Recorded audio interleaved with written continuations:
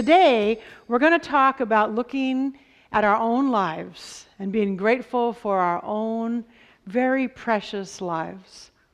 And this morning in my meditation, I was thinking about the word precious. Precious life. Every single one of us, when we came out of our mother's womb, was this precious little baby. Everybody, no matter what's happened in our lives, no matter how we judge ourselves, every single one of us was this little tiny, imagine the very first breath. Your eyes weren't open yet. Maybe you were crying. You hadn't learned anything terrible yet. This precious little baby. I'm watching a couple who just recently had a baby, and I'm watching their joy over this little tiny human being. This little tiny human being has got it made for life because their parents happen to be Reverend Josh Reeves and April Reeves. That little baby's got it made. But watching them and seeing on Facebook, they're sending out a bazillion pictures because that's what brand new parents do. And I'm looking at this little baby and I'm really tapping into that preciousness. Every single one of us started that way, and yet we forget, and life hardens us sometimes, or life makes us cynical or sad or whatever. All the things we feel as human beings. And that's all well and good, but it's also well and good to remember the preciousness of life, that we still are. The little baby is still in there, the 2-year-old is still in there, the 10-year-old is still in there, the 20-something is still in there, and I can keep going up to your age. It's still in there.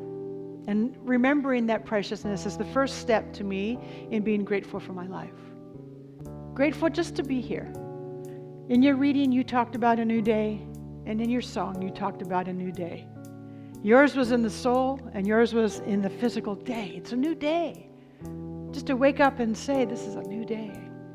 Sometimes that in and of itself is the inspiration that can move us forward. I woke up today.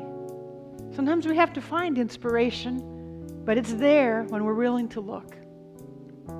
So I found this reading I'm going to share with you that starts out, if you woke up this morning with more health than illness, you are more blessed than the million who won't survive this week. If you have never experienced the danger of battle, the loneliness of imprisonment, the agony of torture, or the pangs of starvation, you are ahead of 20 million people around the world. If you attend a church meeting without fear of harassment, arrest, torture, or death, you are more blessed than almost 3 billion people in the world. I want to put in parentheses right now, continue please to believe that. Continue please to believe this. We are free to attend a church meeting without fear of harassment, arrest, torture, or death. We are more blessed than 3 billion people in the world. If you have food in your refrigerator, clothes on your back, a roof over your head, and a place to sleep, you are richer than 75% of this world. Puts it in perspective because we're not just talking about America, we're talking about the whole planet. If you have money in the bank, in your wallet, and spare change in a dish someplace, you are among the top 8% of the world's wealthy. If you hold up your head with a smile on your face and are truly thankful, you are blessed. Because the majority can, but many don't. If you can hold someone's hand, hug them, or even touch them on the shoulder, you are blessed because you can offer a healing touch. If you can read this message, you are more blessed than over 2 billion people in the world that can't read at all. You are blessed in many, many ways that you may never even know. That to me is a perspective and it's an inspiration. Sometimes the things I take for granted, like being able to read, to realize that there's people on this planet that can't read, who were told that they were forbid to learn. To realize that, yeah, I got clothes in my closet and clothes on my back. I got food in my refrigerator. I got spare change. I have no complaints whatsoever. Of course, sometimes I do complain about not having enough, but if you put it in perspective, We have shelter. Do you have food? Do you have a pillow to lay on? I remember hearing stories about little children. It's like, all I want is a pillow to put my head on, or a bed. We are grateful in more ways than we even know. That for me just helps put this in perspective. When we hear this kind of thing, I'm looking around and you're resonating, you're saying, you're commenting, you're nodding. We get it. We resonate with it. We feel it. And then what happens? We go about our life and sometimes we forget it.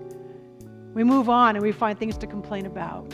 We find things around us that don't look so wonderful, and we find ourselves back in that non-gratitude place. We don't want to forget. We want to remember when we hear this kind of thing. It's a really good practice to have a little bit of this perspective. Harmony Center is an inclusive spiritual community. We transform our own lives as we love, play, and grow together.